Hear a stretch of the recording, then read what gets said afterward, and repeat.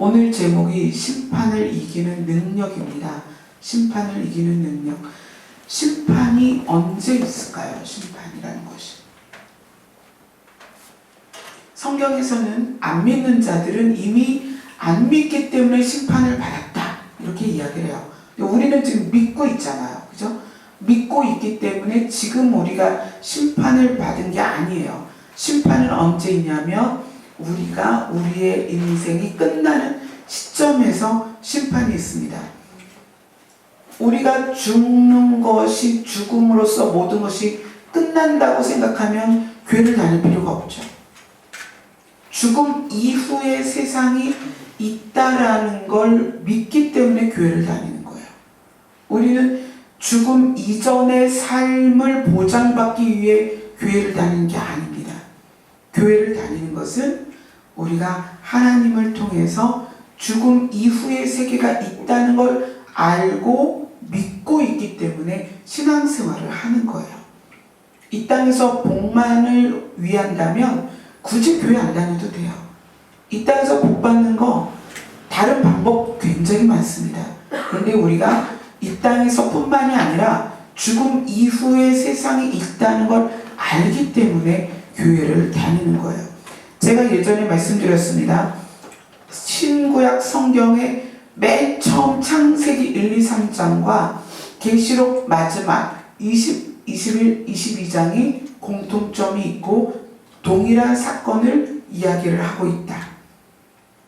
창세기 1, 2, 3장은 태초에 하나님이 천지를 창조하신 것과 사람이 어떤 곳에서 살았다는 걸 이야기를 하고 있고, 마지막 계시록 20, 21, 22장은 궁극적으로 하나님이 사람을 어디에서 살게 하기를 원하시는가, 그거에 대해서 조명하고 있다고 말씀을 드렸습니다. 여러분은 성경을 한 절 한 절 읽는 것도 중요하지만 전체가 무엇을 말하고 있는지를 아셔야 됩니다. 자, 계시록을 한번 가보겠습니다. 계시록 2장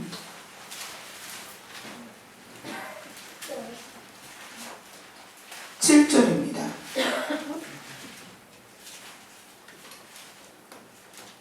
같이 읽겠습니다. 시작. 귀 있는 자는 성령이 교회들에게 하시는 말씀을 들을지어다. 이기는 그에게는 내가 하나님의 낙원에 있는 생명나무의 열매를 주어 먹게 하리라. 자, 이기는 자. 오늘 심판을 이기는 능력이 무엇이냐를 우리가 알게 될 것입니다. 여기서 이제 계시록에서 처음으로 이기는 자에 대한 이야기를 하고 있어요. 이기면 낙원에 갈 것이다. 반대로 지면 지옥에 갈 것이다. 그렇게 되겠죠? 자, 2장 11절을 보겠습니다. 지금 계시록 1장 7절을 했죠? 자, 2장 11절 합니다. 2장 11절 시작. 귀 있는 자는 성령이 교회들에게 하시는 말씀을 들을지어다. 이기는 자는 둘째 사망의 해를 받지 아니하리라. 자, 이기는 자는 둘째 사망의 해를 받지 않는다. 둘째 사망은 불못에 들어가는 것입니다. 지옥에 들어가는 거예요. 그러면 지는 자는 지옥에 들어간다는 얘기고요. 이기면 지옥에 안 들어간다는 얘기죠. 자, 계시록 2장 17절입니다. 2장 17절 시작. 귀 있는 자는 성령이 교회들에게 하시는 말씀을 들을지어다. 이기는 그에게는 내가 감추었던 만나를 주고 또 흰돌을 줄 터인데 그 돌 위에 이름을 새 이름을 기록한 것이 있나니 받는 자밖에는 그 이름을 알 사람이 없느니라. 자, 이기는 자에게 만나와 흰돌을 줄 것이다. 만나가 뭐죠? 이스라엘 백성이 애굽에서 나와서 가나안에 들어갈 때에 굶어 죽지 않고 매일을 살았던, 생명을 얻게 했던 음식이 만나예요. 그러니까 만나를 받는다는 것은 생명을 받는다는 거예요. 이기는 자가 생명을 받습니다. 그러면 지면 생명을 못 받겠죠. 자, 2장 6절을 보겠습니다. 계시록 2장 26절입니다. 시작. 이기는 자와 끝까지 내 일을 지키는 그에게 만국을 다스리는 권세를 주리니. 만국을 다스리는 권세는 예수님의 권세예요.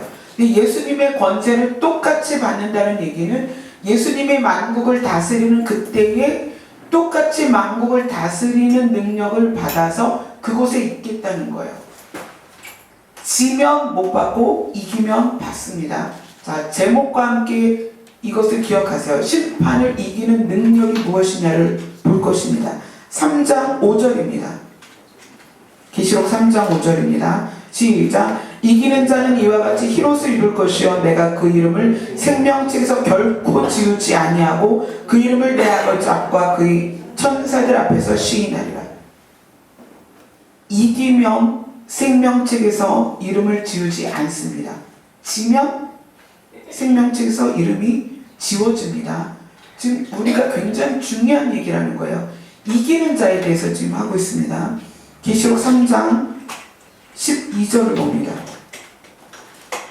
3장 12절 시작. 이기는 자는 내 하나님 성전의 기둥이 되게 하리니 그가 결코 다시 나가지 아니하리라. 내가 하나님의 이름과 하나님의 성 곧 하늘에서 내 하나님께로부터 내려오는 새 예루살렘의 이름과 나의 새 이름을 그의 위에 기록하리라.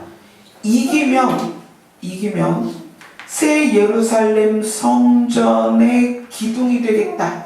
이기면 그 얘기는 그 안에 거하고 그 안에서 살게 하겠다는 거예요. 이기면. 지면 새 예루살렘 성에 못 들어간다는 얘기예요. 자, 우리는 심판을 이기는 능력을 받아야 됩니다. 계시록 3장 21절 같이 읽겠습니다. 시작. 이기는 그에게는 내가 내 보좌에 함께 하여 주기를 내가 이기고 아버지 보좌에 함께 앉은 것 같이 하리라. 자, 이 이야기는 예수님은 사망 권세를 이기고 십자가에서 살아나셨어요. 사망 권세를 이기고 살아나셔서 하나님의 보좌에 앉으신 것처럼 이기면 그를 내 보좌에 함께 앉게 해주겠다는 거예요. 지면 하나님 나라에 갈 수 없습니다. 이기면 갈 수 있다는 얘기예요.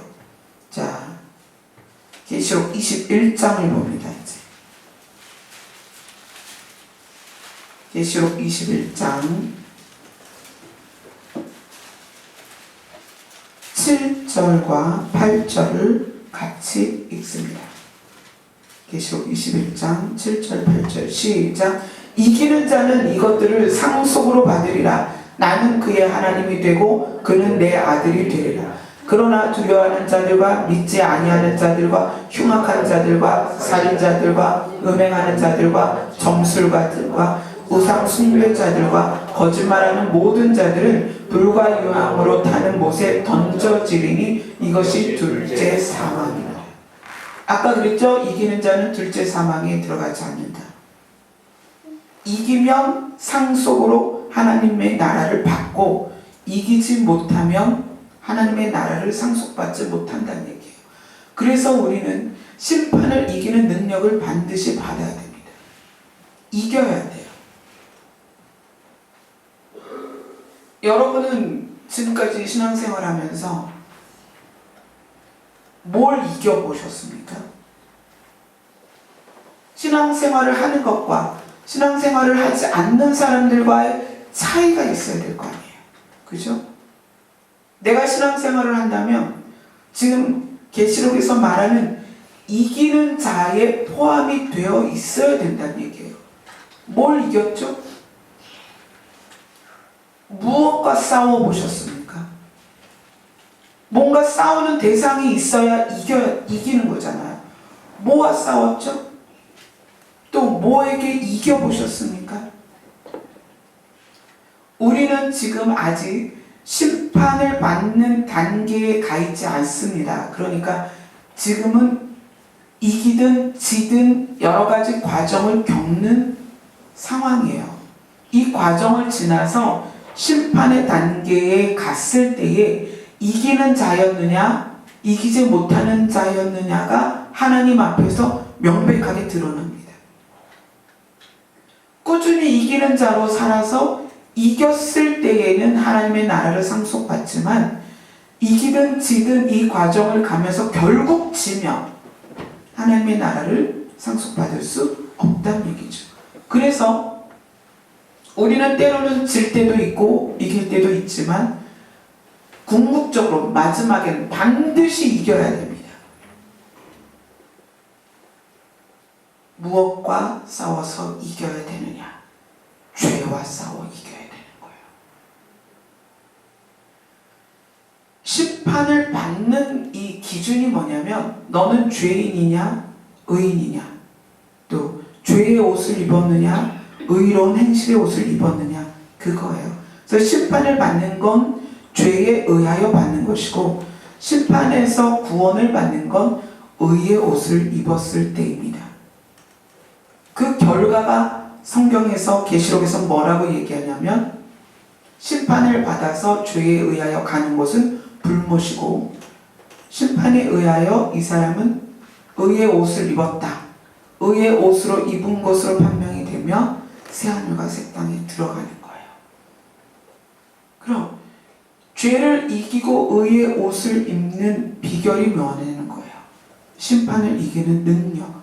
이제 오늘 그 능력에 대해서 자세히 알아보고 그 능력을 여러분이 다 소유하기를 소원합니다.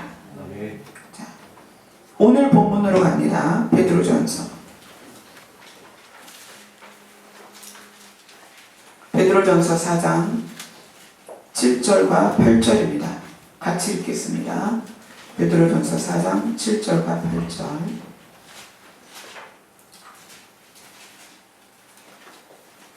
신약성경 381페이지입니다. 같이 읽겠습니다. 시작. 만물의 마지막이 가까이 왔으니 그러므로 너희는 정신을 차리고 근신하여 기도하라. 무엇보다도 뜨겁게 서로 사랑할지니 사랑은 허다한 죄를 덮느니라. 심판에 의해서 불못에 들어가는 자들은 죄 때문이라고 그랬어요. 죄. 그런데 여기에서 무엇보다도 뜨겁게 서로 사랑할지니 사랑은 허다한 죄를 덮느니라, 이렇게 이야기합니다. 사랑이 허다한 죄를 덮는다는 의미를 여러분 그동안 어떻게 알고 계셨습니까? 내가 저 사람을 사랑하면 제가 잘못하는 걸 눈 감아줄 수 있어. 이게 죄를 덮는 걸까요? 내가 쟤를 너무너무 예뻐하니까 제가 저런 실수하는 정도는 내가 눈 감아줄 수 있어. 죄를 묵인하는 것이 죄를 덮는 것일까요? 어떤 분들은 그렇게 이야기합니다. 하나님이 우리를 너무나 사랑하시기 때문에 사랑이 허다한 죄를 덮는다고 하셨으니까 하나님이 우리의 죄를 용서해 주시는 거야. 조금은 맞지만 완전히 맞는 말은 아닙니다. 사랑이 허다한 죄를 덮는다는 의미는 내가 저 사람을 사랑해서 그 사람의 죄를 묵인하거나 용서한다는 의미가 아닙니다. 여기서 사랑이 허다한 죄를 덮는다는 의미는 뭐냐면 내가 상대방에게 사랑을 부어주면 부어줄수록 그 사람 안에 죄를 지을 만한 동기들이 사라진다는 얘기예요. 왜 서로 사랑을 하라고 했느냐? 왜 서로 사랑을 하라고 했느냐?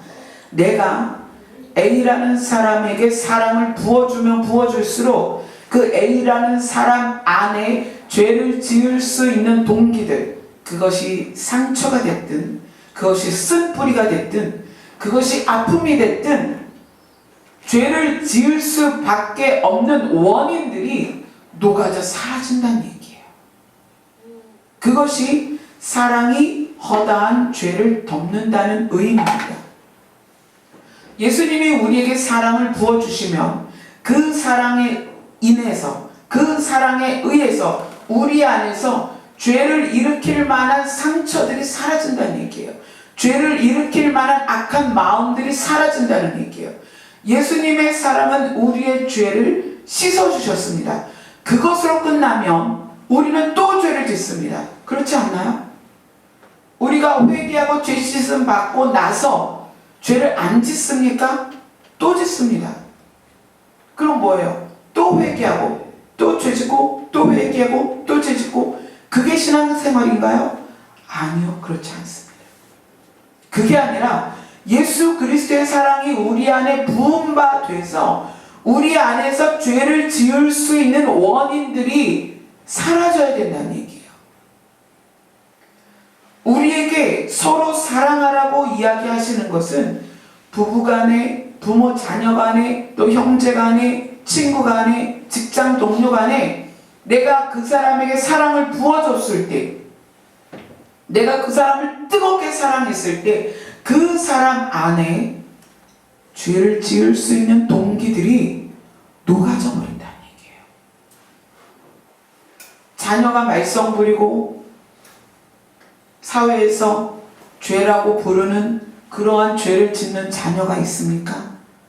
부모가 끝까지 사랑하셔야 돼요. 부모가 끝까지 사랑을 부어주셔야 돼요. 그러면 죄를 지을 수 있는 그 동기들, 그 원인들이 그 아이 안에서 사라집니다. 사랑이 허다한 죄를 덮는다는 것은 내가 사랑하는 사람을 그 죄를 묵인하고 용서하는 차원이 아니에요. 죄의 원인이 되는 것들이 사라진다는 이야기입니다. 자, 그러면 심판을 이기는 능력 또 보겠습니다.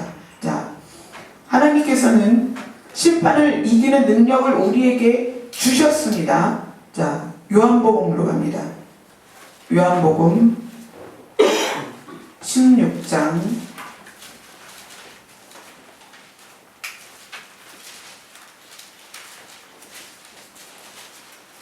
33절입니다. 요한복음 16장 33절.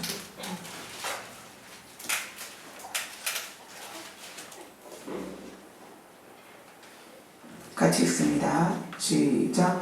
이것을 너희에게 이르는 것은 너희로 내 안에서 평안을 누리게 하려 함이라.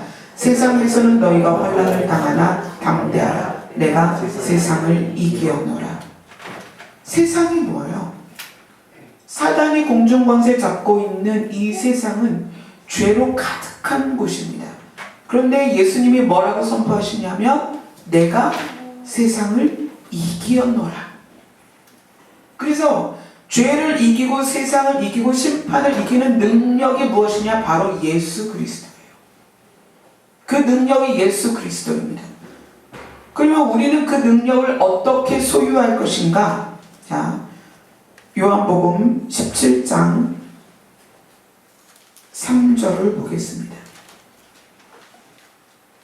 요한복음 17장 3절 같이 있습니다. 시작. 영생은 곧 유일하신 참 하나님과 그가 보내신 자 예수 그리스도를 아는 것이니라.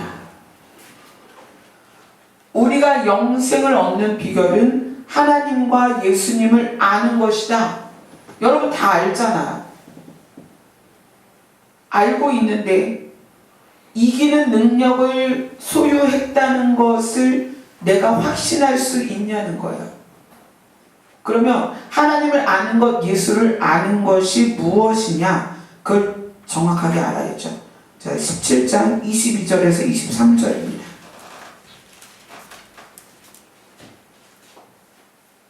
22절, 23절입니다. 같이 읽습니다. 시작. 내게 주신 영광을 내가 그들에게 주었사오니 이는 우리가 하나 된 것 같이 그들도 하나가 되게 하려 함이니라.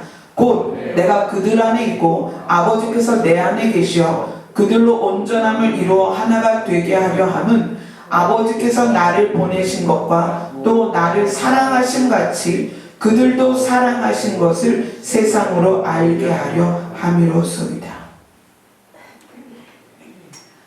아버지 하나님을 아는 것과 예수 그리스도를 아는 것이 영생인데 아는 것이 무엇이냐면 사랑이에요. 하나님을 사랑하는 것과 예수 그리스도를 사랑하는 것. 하나님이 예수를 사랑하신 것 같이 우리가 예수를 사랑하고 예수님이 하나님을 사랑한 것 같이 우리가 하나님을 사랑하는 것, 그것이 하나님을 아는 것이고 예수 그리스도를 아는 것이고 예수 그리스도를 우리가 소유하는 것이에요. 예수님을 소유하는 것이 심판을 이기는 능력인데, 심판을 이기는 능력이 예수를 소유하는 것, 즉 예수님을 사랑하는 것입니다. 예수님을 사랑하는 것 쉽지 않죠. 자, 우리가 구약과 신약이라는 그 두 권의 책을 받았습니다. 하나님은 우리에게 처음에 구약을 주셨습니다. 구약의 중심 내용은 율법이에요. 율법의 중심 내용은 무엇입니까? 율법의 중심 내용을 우리가 신약에서 알 수 있습니다. 자, 누가복음으로 가볼게요.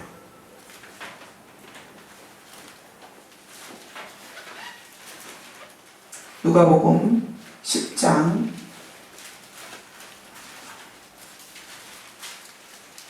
25절부터 28절까지입니다. 누가복음 10장 25절로 28절을 읽으면 율법의 중심 내용이 무엇인지 여러분이 알 수 있습니다.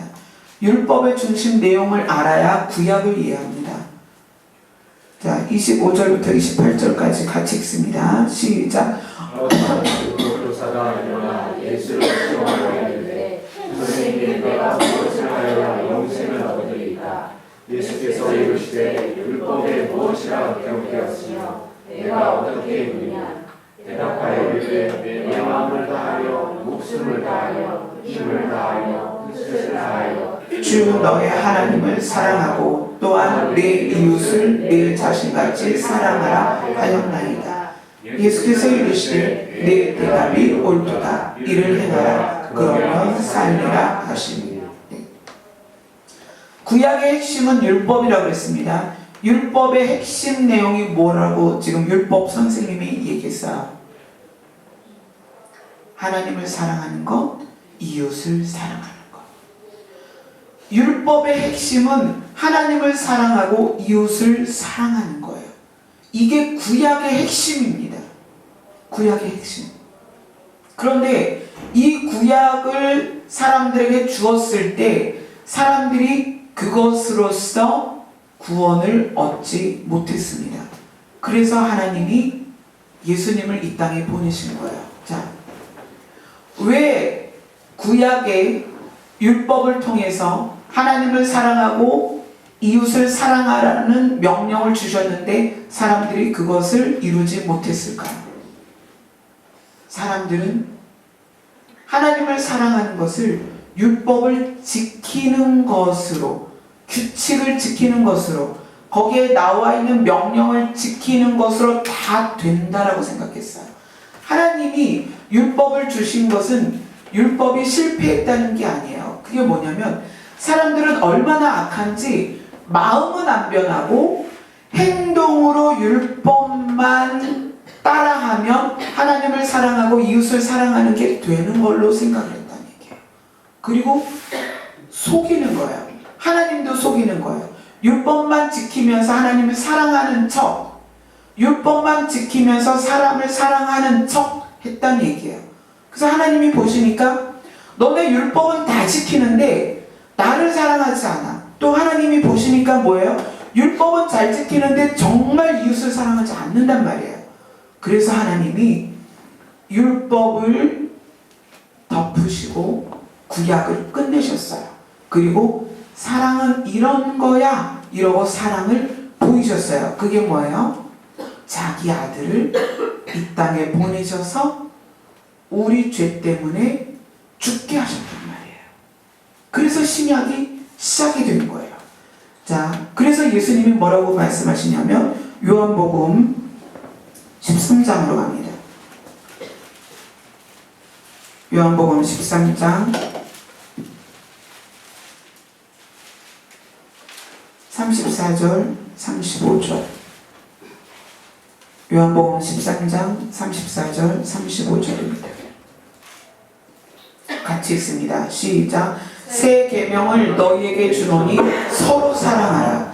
내가 너희를 사랑한 것 같이 너희도 서로 사랑하라. 너희가 서로 사랑하면 이로써 모든 사람이 너희가 내 제자인 줄 알리라. 아멘. 자, 요한복음 14장 15절을 같이 읽습니다. 14장 15절 시작. 너희가 나를 사랑하면 나의 계명을 지키리라. 예수님이 계명을 주셨습니다. 새 계명을 주셨는데 서로 사랑하는 거예요. 근데 이 새 계명을 누가 지키느냐? 예수님을 사랑하는 사람이 이 계명을 지킬 수 있다는 얘기예요. 심판을 이기는 능력이 뭐다? 예수 그리스도입니다. 예수 그리스도가 세상을 이겼다라고 선포하셨어요. 예수 그리스도를 소유하는 사람이 심판을 이깁니다. 예수 그리스도를 소유한다는 의미는 예수님을 사랑한다는 거예요. 근데 예수님을 사랑하는 사람이 예수님을 사랑하는 걸 증명하는 방법은 뭐다?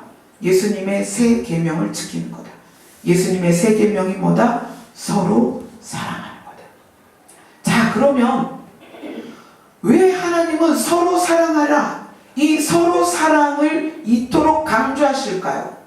왜 계시록에서 이기는 자, 심판을 이기는 자의 능력을 예수 그리스도로 이야기하면서 이 예수 그리스도가 말씀하신 새 계명은 서로 사랑하는 것일까요? 왜 그럴까요? 이것도 이유가 있습니다.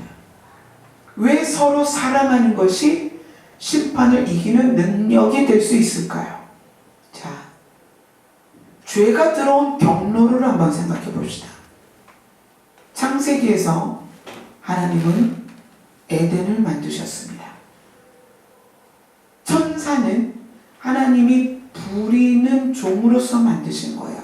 하지만 하나님은 완전한 행복한 기쁨의 울타리인 에덴을 만들어 놓고 거기에 거할 누구를 만드셨어요? 사람을 만드셨어요.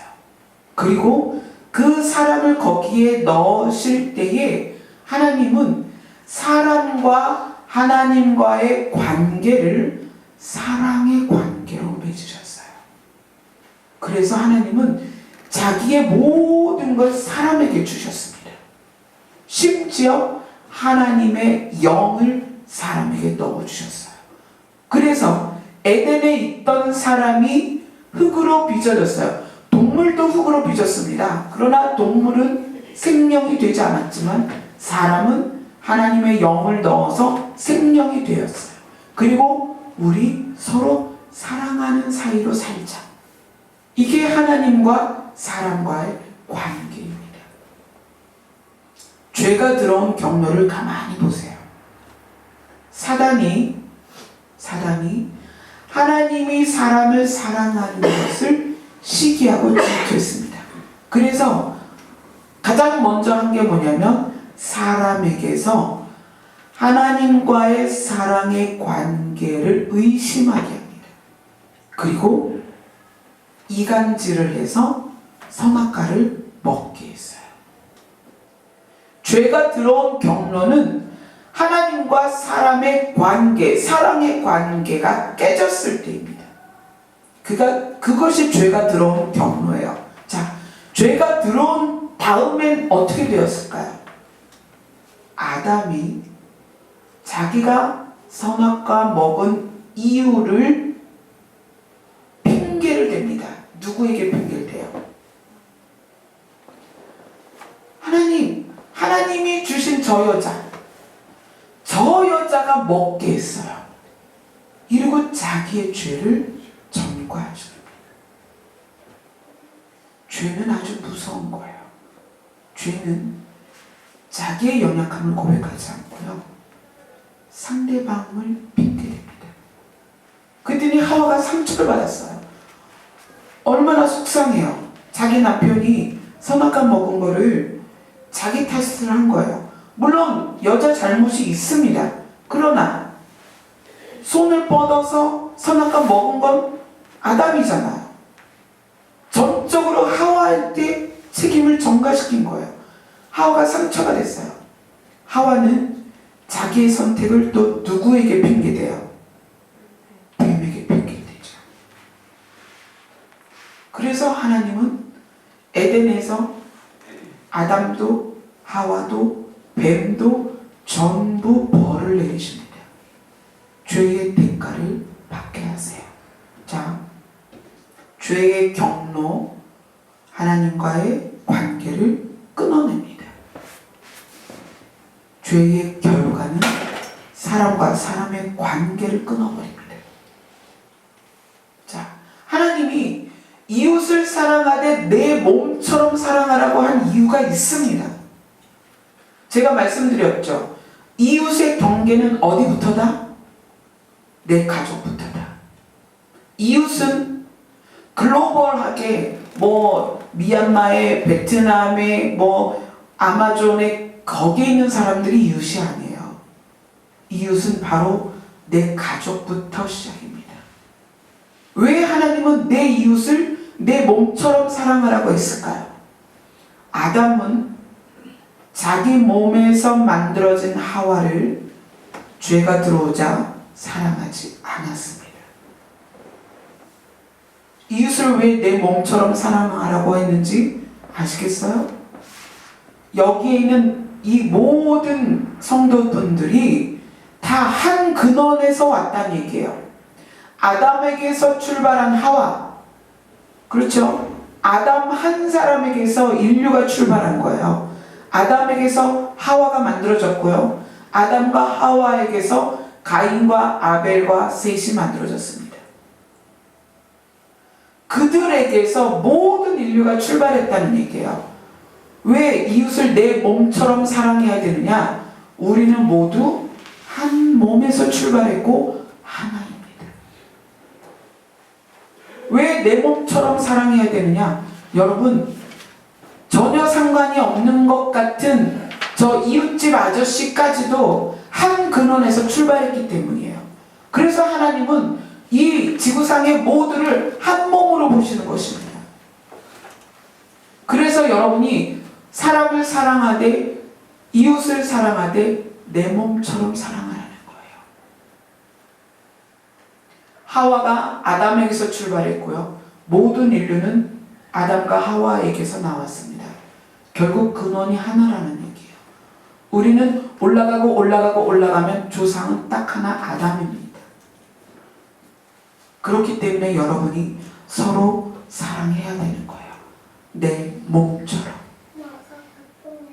아담과 하와가 그것을 못했기 때문에 하나님께서는 죄를 이기는 능력, 심판을 이기는 능력을 무엇으로 규정하시느냐? 서로 사랑하는 것으로 규정하고 계시는 거예요. 우리는 지금 에덴의 회복을 꿈꾸고 있고 회복된 에덴에 들어갈 것입니다. 천국이 뭐예요? 회복된 에덴입니다. 새하늘과 새 땅이 무엇입니까? 회복된 에덴입니다. 그러면 죄의 경로, 사망의 경로를 거꾸로 추정해 보면 무엇이냐? 회복된 에덴에 들어가는 경로, 그것은 무엇이냐면 하나님과의 관계가 회복되는 것입니다. 두 번째는 아담이 자기 아내를 자기 죄를 전가시킨 것처럼, 또 하와가 자기 죄를 뱀에게 전가시킨 것처럼 어긋나 있는 우리의 관계들, 어긋나 있는, 상대를 사랑하지 못하는 우리의 어긋난 사랑을 회복하는 거예요. 그것이 회복된 에덴으로 들어가는 경로가 되는 것입니다. 죄가 들어온 경로와 죄의 결과를 우리는 거슬러서 이제 다시 죄에 들어가지 아니하는 방법을 우리는 그 죄가 생긴 것으로서 알 수가 있어요. 하나님과의 관계를 회복하고 하나님을 사랑하는 것. 그 다음에 우리가 서로 뜨겁게 사랑하는 것. 만약에 아담이 그 자리에서 하나님 죄송해요. 제가 잘못했어요. 하나님이 먹지 말라고 한 선악과를 제가 먹었어요.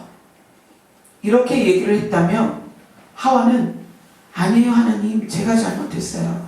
제가 뱀에게 꼬임을 받아서 제가 이걸 먹었어요.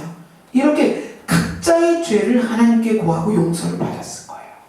그러나 아담이 자기 죄를 하와에게 말하고 전가시키고 하와는 자기 죄를 뱀에게 전가시키면서 이 관계가 다 틀어진 거예요. 그래서 사람과 모든 만물이 죄악 가운데서 죄의 결과인 사망에 이르게 되었다는 얘기예요. 사랑이 허다한 죄를 덮습니다. 그래서 예수님이 신약에 오셔서 하신 일이 무엇입니까? 너의 죄를 내가 대신 지겠다는 거예요. 여러분의 죄를 예수님이 대신 담당하신 거예요. 예수님이 하나님 앞에 고백한 게 뭐냐면, 하나님 아버지, 얘 죄도 제가 진 거고요. 제 죄도 제 거예요. 제가 지은 죄도 제가 대신 질게요. 그래서 죄가 사함이 된 거예요. 구약과 신약의 차이가 무엇입니까? 구약에서의 율법은 죄를 짓지 말라는 거였습니다. 그러나 신약에서의 법은 사랑하라는 거예요. 사랑하라는 거예요. 사랑하며 내가 이 사람을 깊이 사랑하고 뜨겁게 사랑하면 그 사람 안에 죄를 지을 수 있는 모든 근원들이 사라진다는 얘기예요. 구약에서의 율법은 죄를 짓지 않기 위해 노력했다면 신약에서의 새 계명은 뭐냐면 나 스스로 죄를 안 짓게 변화되는 거예요. 이게 구약과 신약의 차이입니다. 그래서 하나님은 자기 스스로 사랑을 실천해서 보이셨습니다. 아들을 이 땅에 보내셨어요. 예수님은 네 죄도 내 거야. 네 죄도 내 거야. 네 죄도 내가 대신 하나님께 혼날게. 이렇게 하신 거예요. 첫 번째 사람 아담은 자기 아내에게 자기 죄를 전가시켰습니다. 그 전가시킨 결과가 뭐예요? 하와도 자기 죄를 뱀에게 전가시킨 거예요. 온 인류가 타락한 원인은 자기 죄를 남에게 뒤집어 씌우는 겁니다.